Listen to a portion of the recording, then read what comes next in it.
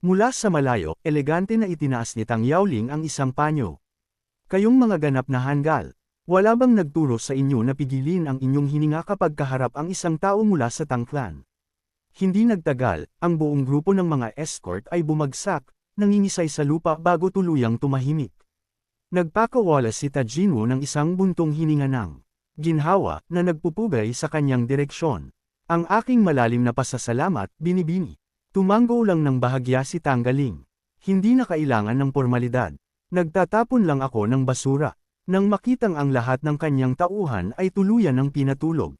Pakiusap, dakilang bayani, maawa ka sa akin. Kung hahayaan mo lang akong mabuhay, sumusumpa ako na magsisilbi ako sa iyo na parang kabayo o baka para mabayaran ang napakalaking kabutihang ito. Ang labi ng binata ay napangisi ng mapanghamak. Babayaran ako ng ano, masyado kang maingay. Pagkatapos niyang magsalita, isang hindi nakikitang puwersa ang kumawala. Isang serye ng mga nakakangilong tunog na parang mais sa apoy ang narinig mula sa katawan ng lalaki habang ang kanyang mga meridian ay pinagpupunit-punit. Ang sakit ay sobrang tindi kaya ang tanging nagawa niya ay magngangalit ang mga ngipin. Pagkatapos, ang malamig na tingin ng binata ay lumipat sa dalawang natitirang tauhan. Ang kanilang mga katawan ay nanghina at nagsimula nilang ayampog ang kanilang mga noo sa lupa. Mag-uusap tayo. Ang hamak na ito ay aamin ng lahat. Kahit ano pa ang gustong malaman ng dakilang bayani. Hindi kami magtatago ng kahit isang salita. Dumiretso ang binata sa punto. Ang master, mabilis na sumagot ang isa sa kanila. Ginoo, ang buong plano ay pinangunahan ng young master. Ngunit ang usapin ng paggamit ng daan-daang pilak para suhulan ang mga Daos na iyon mula sa kungdong sect ng walang pahintulot ng matandang master, hindi niya iyon gagawin kahit magkaroon pa siya ng 10 beses na tapang. Pinasingkit ng binata ang kanyang mga mata. Patunay, itinuro ng lalaki ang kanyang amo na nanginginig pa rin sa lupa. Ginoo, ang patunay ay nasa young master. Para maiwasan na lokohin sila ng mga Daos ng kungdong sect at sirain ang kasunduan, partikular na itinago ng matandang master ang lahat ng sulat sa pagitan nila. Tumanggo ang binata, ang kanyang boses ay walang emosyon. Oh, iyan ay isang mahalagang impormasyon. Sa pagkarinig nito, ang lalaki ay natuwa, at nahihiyang itinuro ang sarili. Kaya ibig bang sabihin nito ay ang hamak na ito ay maaari ng isang malamig na sword finger ang naging tanging sagot sa kanya. Ang kapalaran ng dalawang traidor ay hindi na iba sa kanilang amo. Ang kanilang mga katawan ay nanginginig ng malakas, at samuka sila ng ambon ng dugo bago bumagsak. Ang kanilang mga katawan ay wasak na. Sa pagkakita sa eksena, napatingin si Tang Yaoling. Sok, masyado ka pa ring maawin. Kung ako yun, pinatikim ko na sila ng 10,000 insect heart devouring. Nagpakawala ang binata ng isang mahinang tawa bilang sagot. Well, tapat naman nilang ibinigay ang ebidensya. Ang pagbibigay sa kanila ng mabilis na pag-alis ay maituturing na paraan ko ng pagbabayad sa kanila. Sa kanyang mga salita, binigyan siya ni Tang Yaing ng isang tingin na puno ng nakatagong kahulugan, ang kanyang isip ay mabilis nang nagkakalkula. Ang lalaking iyon, na mukhang hindi mapanganib, ay nakakagulat na mapagpas siya. Hindi man lang siya ang tipo na sumasabay lang sa agos. Sa isip na iyon, hinarap niya si Pham W. Jiang. Ang kanyang tingin ay kasing talam ng talam. Dapat na ba nating ligpitan ang huli? Tiningnan niya ang anino, na nanginginig na parang dahon. Ang kanyang ugali ay ang hindi kailanman mag-iwan ng potensyal na banta na buhay. Ngunit ang buhay ng lalaking ito, may halaga pa rin ito. Sa ngayon, ang pagpapanatili sa kanya ay tiyak na magiging kapaki-pakinabang din sa huli. Noon lang humakbang pasulong si Tang Lin, malinaw na may sariling kalkulasyon na nabubuo sa kanyang isip. Ang Tang clan ay handang tumulong sa usaping ito. Sa pagkarinig nito, agad siyang sumagot. Nagpapasalamat ako sa iyong mabuting alok. Aking binibini, ngunit ang usaping ito ay sangkot na ang kungdong sect. Natatakot ako, na maging napakagulo nito, at hindi tama na madamay pa kayo rito. Sa pagkarinig nito, isang kislap ng pag-aalala ang dumaan sa kanyang mga mata, ngunit mabilis itong napalitan ng isang hindi matitinag na determinasyon. Iyan mismo ang dahilan kung bakit hindi na namin maaaring palampasin ang kanilang mga ginagawa. Ang Tang clan ay isa sa 5 great clans. Paano namin magagawang manood lang? Higit pa rito, ang Ascension Martial Arts Hall ay hindi kailanman itinuring na ibang tao. Sa pagkarinig ng mga salitang ito, hindi niya maiwasang makaramdam ng matinding pasasalamat. Pinagdaop ang kanyang mga kamay sa paggalang. Kung ganoon nga ang sitwasyon, kailangan ko nang magpasalamat ng maaga para sa katapatang ito. Sa mundo ng martial arts ng Central Plains, tuwing nababanggit ang mga haligi ng Orthodox Path, agad na naiisip ng mga tao ang 9 sects, 1 gang, at ang 5 great clans. Sa kabuuan, ang 16 na puwersang ito ang mga dakilang haligi na sumusuporta sa buong wulan. At ngayon, ang maruming iskandalo na nilikha ng 100 Demons Escort Agency sa pakikipagsabwatan sa Kungdong Sect, na miyembro ng kagalang-galang na 9 sects, ay tunay na nagdulot ng isang politikal na bagyo. Likas na nagmadali ang Kungdong Sect na linisin ang pangalan nito, na ibinibigay ang lahat ng sisi kay Trankinak, na ipinipilit na ang kanyang mga aksyon ay kanya lamang sarili. Isang perpektong dahilan, isinasaalang-alang na ang kaluluwa ng tinatawag na kriminal ay naglaho na sa hangin. Ang tanging natira para managot ay ang 100 Demons Escort Agency. Bilang mas mahinang kapangyarihan, wala silang gaanong boses para man lang subukang ipagtanggol ang kanilang sarili. At hindi pa kasama doon ang magkasanib na pag-atake ng Sheikh Clan Manor at ng Sheifang Escort Agency na determinadong ukayin ang bawat ugat hanggang sa ang 100 Demons Escort Agency ay tuluyang madurog. Pero sa totoo lang, sino ba ang naniniwala sa paliwanag na iyon? Alam ng lahat sa Django na ang mga disipulo ng Kungdong Sect ang mga nakipagtulungan sa 100 Demons Escort. Sumingit na si Jinwoo sa sandaling ito. Akala nila ay makakalusot sila ng ganoon kadali dahil lang isa sila sa 9 sects. Mahina hong sumagot si Lord Ming. Sa mga darating na araw, kailangan mong maging sobrang maingat. Huwag mong kalilimutan na ang master ni Tranquino ay isang elder ng Kungdong Sect. Ang kanilang mga bibig ay nangangaral ng katwiran, ngunit sino ang nakakaalam kung ano ang nangyayari sa likod ng mga saradong pinto? Anong klaseng maduming laro ang gagawin nila? Nagbigay siya ng isang mapayapang ngiti. Salamat sa inyong pag-aalala, Ama, naisip ko na po ito. Hindi lahat ng nakasuot ng damit ng isang matuwid na sekta ay isang taong may dangal. Nang marinig ito, sumagot ang matanda, ha? Hindi ko akalain na naisip mo na pala iyon ng ganoon kalayo. Mukhang ang pag-aalala ng matandang ito ay para sa wala lang, isa lang walang kwentang pangaral.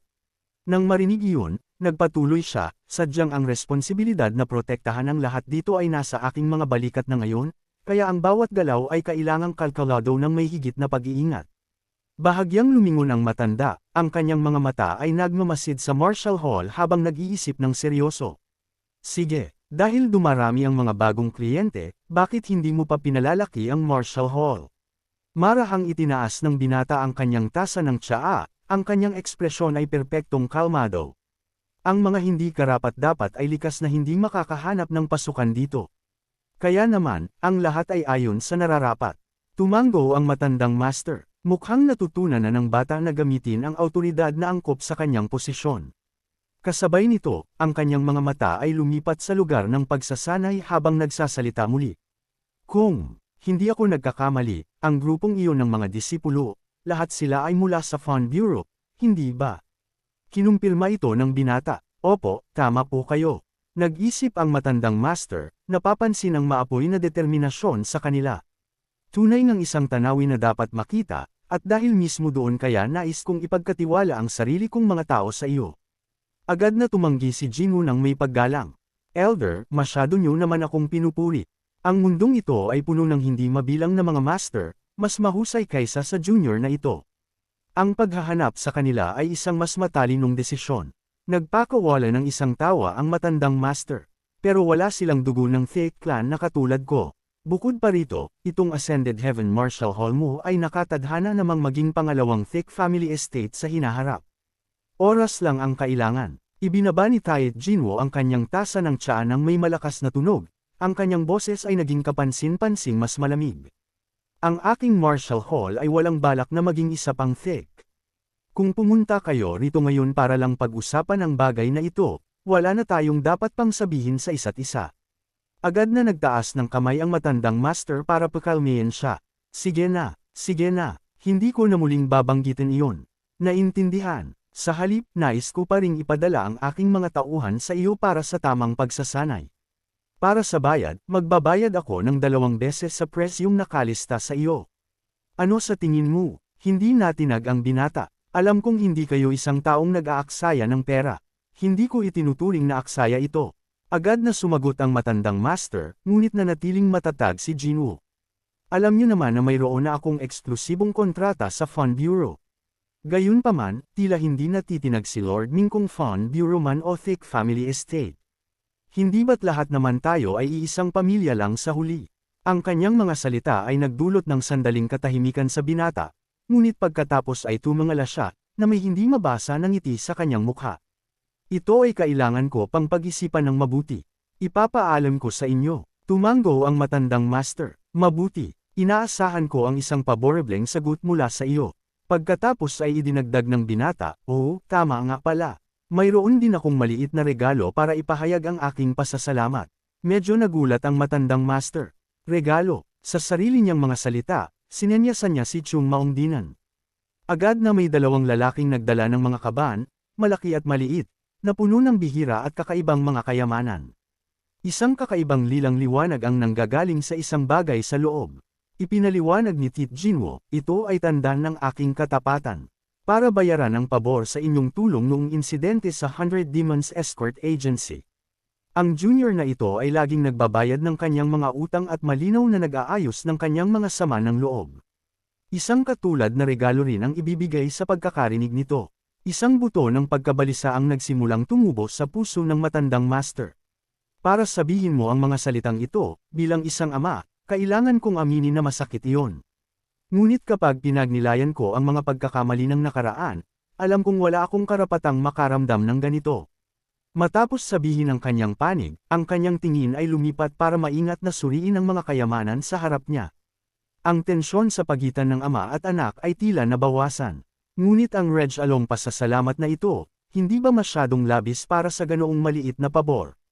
Ang nakaraan ay hindi na mababago, ngunit ang hinaharap ay isang blankong canvas na tayo mismo ang nagpipinta. Tumigil ang kanyang pag-iisip, ang mga labi ng matanda ay naging isang manipis na linya, ang kanyang tingin ay nakapako kay Jinwoo nang may hindi matitinag na determinasyon. Anak, bigyan lang natin ng oras ang pagkilala sa isa't isa. Kasabay ng mga salitang iyon, ang maliit na bangka ay dumaan sa mga alon, patuloy na naglalayag sa malawak na dagat. Ang mga alon ay humahampas sa gilid ng bangka, nagpapadala ng spray ng puting bula sa deck at naging sanhi para tumalon ang Instructor Grey Wolf kung hindi lang dahil sa matibay na kamay ng kanyang master na humahawak dito. Nakipagbuno si Chung Maong sa malikot na itim na lobo gamit ang dalawang kamay. Ang kanyang boses ay isang pidgel na ungol. Halong pagkadismaya, ikaw na maliit na halimaw, alam mo ba kung gaano kalalim ang tubig dyan sa ilalim? Pinapanood ang pakikipagbuno sa pagitan ng tao at lobo, hindi mapigilan ni Jinwoo na mapangiti sa nakitang karaniwang kagalang-galang na instructor, na mukhang malapit ng maiyak, halata na ang pag-aalaga sa tatlong tutang lobo na ito ay hindi magiging madali. Huminga ng malalim si Chung Maong, hawak si Hailong, na ngayon ay nakapulupot sa kanyang mga bisig na parang isang masunarang tuta. Isang masakit na ngiti ang nakapaskil sa kanyang mukha. Noong una ay binalak niyang sanayin ito para maging isang maringal na spirit beast. Ngunit ngayon, isang tamad na, meow, ang narinig mula sa kanapi ng bangka. At ilang sandali pa, si Heiwei ay damapo ng maganda, na umupo ng mayabang sa harap ng tatlong lobo, na sinusubukang magmukhang nakakatakot. Lumilitaw na ang awtoridad ng pinunong pusa ay mas may bigat kaysa sa kanilang mga tunay na master. Binigyan ni Instructor Jung ang pusa ng isang pasasalamat na tingin, na bumubulong sa kanyang hininga. Ikaw ang nagligtas sa akin, kapatid. Hey! Samantala, sa unahan ng bangka, si Chung Maong ay naglalabas na ng buong koleksyon ng mga fishing rod ng may ngiti. Ama, mamungwit tayo, tawag niya. Habang ang atensyon ng yaya ay ganap na nakuha ng makukulay na kawayang rod, ang kanyang mga mata ay nagniningning sa hindi maitagong tuwa. Ang matandang babaeng ito ay hindi kailanman ng arap na makikita ang araw na makakasakay siya sa isang malaking bangka na tulad nito. Lahat ng ito ay dahil sa kabutihan ng young master kaya nagagawa kong matamasa ang ganitong luho. Tumawa lang si Jinwoo. Ano ang silbi ng pagkita ng pera kung hindi natin may enjoy ang mga sandaling tulad nito? Sa isip na iyon, hindi na siya nag-isip pa. Kinawayan ng lahat na lumapit para ipakita sa kanila kung paano lagyan ng pain ang mga kawil. Ang yaya ang pinakamasigasig na estudyante, at matapos ang kaunting pagkapakapa, ang lahat ay nakakuha na ng kanilang sariling perpektong pwesto para mamungwit. Ang mga anak ng yaya, isang magkapatid na lalaki at babae, ang nakakagulat na pinakakompetitibo sa lahat. Ang batang lalaki na si Guang Chen ay buong tapang na nagpahayag sa kanyang kapatid, Huhulihin ko ang pinakamalaking isda para sa iyo. Tingnan mo lang, ang maliit na batang babae sa tabi niya ay nagtanong ng may katapatan. Mas malaki pa sa isda ni Brother Shopkeeper. Ang tanong ay agad na nag-alinlangan sa nagpakilalang kuya. Matalinong iniwasan ng batang lalaki ang mahirap na tanong.